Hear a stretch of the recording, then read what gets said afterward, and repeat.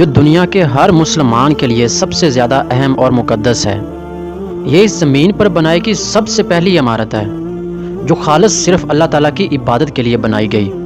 اور یہ ایک ایسا مقام ہے جہاں اللہ کی رحمت ہر وقت برستی ہے اور سارے جہان کے لیے ہدایت کا راستہ ہے اور گمراہی سے بچنے کا ذریعہ ہے۔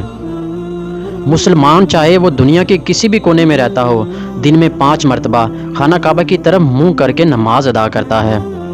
اسلام کے 5 رکن میں سے ایک رکن حج ہے، یعنی اس پاک گھر کا طواف کرنا۔ تو سوچیں کہ اس کا مقام اللہ کے ہاں کتنا عظیم ہے۔ اسلام کی آمد سے پہلے بھی کعبہ عرب کے لوگوں کے لیے ایک مقدس مقام تھا۔ اسلامی تاریخ کے مطابق حضرت ابراہیم علیہ السلام نے اپنے بیٹے حضرت اسماعیل علیہ السلام کے ساتھ مل کر اللہ کے حکم سے خانہ کعبہ کی تعمیر کی۔ جیسا کہ قرآن پاک میں بیان ہوتا ہے کہ یاد کرو کہ جب حضرت ابراہیم علیہ السلام اور حضرت اسماعیل علیہ السلام خانہ کعبہ کی بنیادیں اٹھا رہے تھے تو کہتے تھے کہ اے ہمارے رب، ہماری یہ خدمت قبول فرما،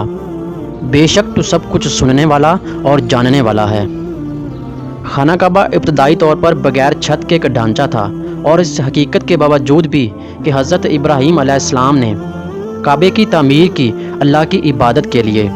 قریش مکہ نے اپنے دور کے اندر بتوں کے ساتھ اس پر قبضہ کر لیا تھا۔ لیکن 608 عیسوی کے دوران قریش کے طاقتور رہنماؤں نے مل کر مختلف قسم کی لکڑی کا چناؤ کر کے اسلام کی آمد سے پہلے کعبے کی تعمیر کے لیے مل کر کام کیا۔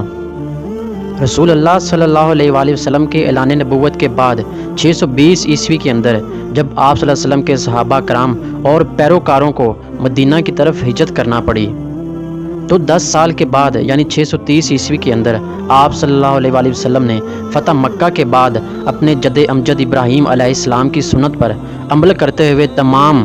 بتوں کو تباہ کر دیا اور ان تمام مشرکوں کو حضرت ابراہیم علیہ السلام کی توحید کی طرف لوٹا دیا۔ ایسا کرتے ہوئے نبی کریم صلی اللہ علیہ وآلہ وسلم نے قرآن پاک کی ان آیات کو تلاوت فرمایا، بے شک سچ آ گیا اور باطل مٹ گیا۔ جس کعبے کو بتوں سے پاک کر کے اور شرک سے پاک کر کے رسول اللہ صلی اللہ علیہ وآلہ وسلم نے اسلام کی کامیابی کا اعلان کیا تھا، آج 1400 سال کے بعد کے مسلمانوں نے خود کا کعبہ بنا کر اس کا طواف بھی شروع کر دیا ہے۔ یہی نہیں بلکہ درباروں پر بھی خود کا حج شروع کر چکے ہیں۔ حالانکہ ہمارے پاس واضح طور پر اسلام کی تعلیمات موجود ہیں کہ رسول اللہ صلی اللہ علیہ وآلہ وسلم نے فرمایا کہ اے لوگو، دین میں نئی بدعات سے بچنا کہ ہر بدعت گمراہی ہے اور ہر گمراہی جہنم میں لے جانے والی ہے، کیونکہ اللہ نے رسول اللہ صلی اللہ علیہ وسلم کو پہلے ہی بتا دیا تھا کہ تمہاری امت جانے انجانے میں دین میں نئی بدعات پیدا کر کے شرک کرنے لگے گی۔ ایسے مشرک روز قیامت جب رسول اللہ صلی اللہ علیہ وآلہ وسلم کے پاس حوض کوثر پر جانا چاہیں گے تو ایک فرشتہ رسول اللہ صلی اللہ علیہ وآلہ وسلم کو بتائے گا کہ اے اللہ کے رسول، یہ وہ لوگ ہیں جنہوں نے آپ کے بعد آپ کے دین کو بدل دیا، یعنی نئی بدعات اور شرک کو جاری کر دیا۔ تو یہ سن کر رسول اللہ صلی اللہ علیہ وآلہ وسلم فرمائیں گے، جس کا مفہوم ہے کہ دور کر دو ان کو میری نظروں سے، میں ان کی شکل بھی نہیں دیکھنا چاہتا، یعنی میرا ان لوگوں سے کوئی واسطہ نہیں۔ معزز سامعین، عید میلاد النبی صلی اللہ علیہ وآلہ وسلم کے موقع پر بھی انڈیا اور پاکستان میں ہمیں جو جہالت دیکھنے کو ملتی ہے وہ آنے والے ہر سال میں بڑھ رہی ہے۔ لوگ خانہ کعبہ اور مدینہ پاک کے ماڈل بنا کر ہندوؤں کی طرح ان کے تعزیے بنا کر چلتے ہیں اور سجا کر رکھتے ہیں، اور دن گزرنے کے بعد ان کو کوڑے دان میں پھینک دیتے ہیں یا پانی میں پھینک کر ان کی توہین کی جاتی ہے۔ مدینہ اور خانہ کعبہ کی جھنڈیاں اکثر ہمیں گلیوں اور بازاروں میں گری ہوئی ملتی ہیں اور اکثر پاؤں کے نیچے بھی آ جاتی ہیں، جو کہ ایک بہت بڑی توہین ہے۔ اور یہ جہالت اس قدر بڑھ چکی ہے کہ انڈونیشیا جیسے ملک کے اندر جہاں مسلمانوں کی تعداد سب سے زیادہ ہے، وہ شرک کو مزید ایکسٹریم لیول پر لے گئے ہیں کہ نہ صرف خانہ کعبہ جیسی سیم عمارت بنا دی جو کہ اصل کعبے کی طرح ہے، بلکہ کعبے کے پاس ہر زیارت جیسا کہ مقام ابراہیم، حجرہ اسود اور کعبہ جیسا دروازہ بھی بنا دیا ہے۔ اصل میں یہ انڈونیشیا کے ایک گاؤں میں بنائی گئی ایک مسجد ہے جس کا نام جامعہ مسجد الفکر ہے۔ یہاں گاؤں کے لوگوں کے لیے مسجد موجود نہیں تھی، تو گاؤں کے لوگوں نے کچھ پیسے جمع کر کے مسجد تعمیر کروانے کا سوچا، تو ان میں سے ایک شخص نے مشورہ دیا کہ کیوں نہ اسے کعبہ کی ڈپلیکیٹ بنا دیا جائے۔ सो ये इमारत बिल्कुल वैसे बनकर तैयार होगी। यहाँ के मुकामी लोगों का कहना है कि हम काबे से मोहब्बत करते हैं और इसे हर वक्त अपनी आंखों के सामने देखना चाहते हैं, और असल काबा को देखने जाने के लिए हमारे पास पैसे नहीं हैं, इसलिए हमने ये इमारत तामीर की है। इस इमारत के पीछे चाहे इन लोगों की कोई भी इंटेंशन हो, काबा जैसी इमारत तामीर करना और इसे काबा जैसी फजीलत और अज़मत देना इस्लाम में ना सिर्फ नाजायज़ है बल्कि हराम है, क्योंकि इसी तरह से बिदात और शिरक की इब्तिदा होती है कि इसी इमारत को मुस्तकबिल में आने वाली नस्लें ना सिर्फ इसे काबा की तरह मुक़द्दस समझेंगी बल्कि इसकी इबादत शुरू कर देंगी और इसका तवाफ़ शुरू कर देंगी। फिर इसी तरह हर मुल्क में, हर शहर में और हर गांव में अपना अपना एक खाना काबा होगा। इसीलिए तो इस्लाम में हर बिद्दत को गुमराही कहा गया है, क्योंकि दुनिया के तमाम मुसलमानों को हज और उम्रा और नमाज वगैरह के लिए जोड़ने के लिए और इनमें इत्तेहाद पैदा करने के लिए खाना काबा एक बहुत ही अच्छी जगह है। बिल्कुल इसी तरह का एक मॉडल करबला इराक़ के अंदर इमाम हुसैन के रोज़े के सामने आर्जी तौर पर बनाया गया था, जहां लोग इसे सेल्फियां लेने के लिए एक बुत की तरह इस्तेमाल कर रहे थे और इसका तवाफ़ करके लब्बैक अल्लाहुम्मा लब्बैक पढ़ रहे थे,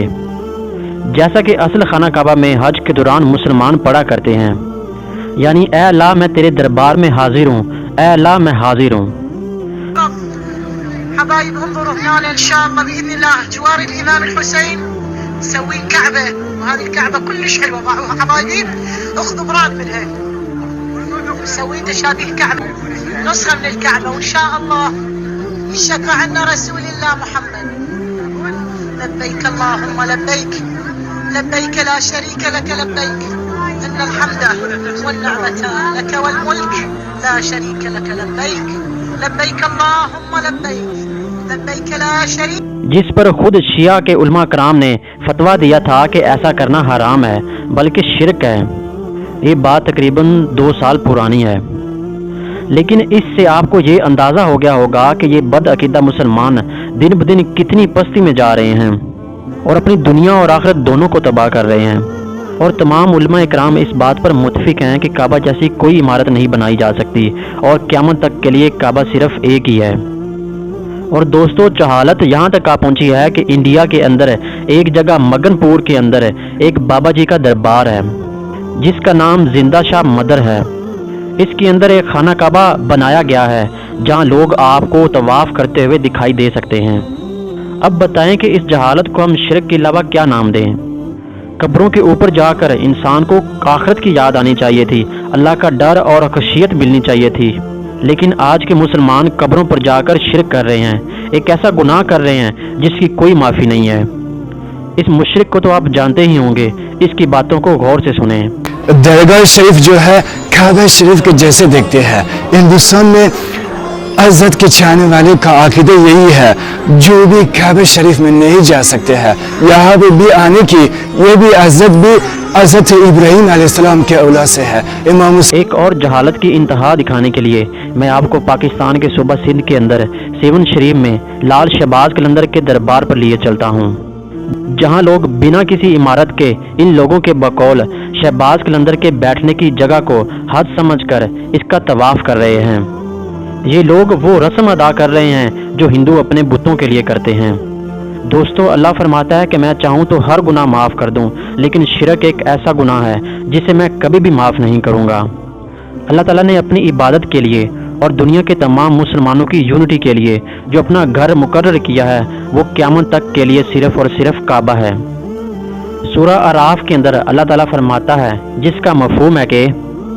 लोगों पर अल्लाह का हक है कि जो भी इसके घर तक जाने की इस्तात रखे वो अल्लाह के इस घर का हज करे, और जो शख्स इसकी परवाह नहीं करेगा तो याद रखे कि अल्लाह को भी इसकी कोई परवाह नहीं। दोस्तों, अल्लाह ताला से दुआ है कि वो ऐसे लोगों को हदायत दे और हमें भी सीधे रास्ते पर चलने की तौफीक अता फरमाए, आमीन। दोस्तों, आपको अगर ये वीडियो पसंद आई है तो चैनल को ज़रूर सब्सक्राइब करें।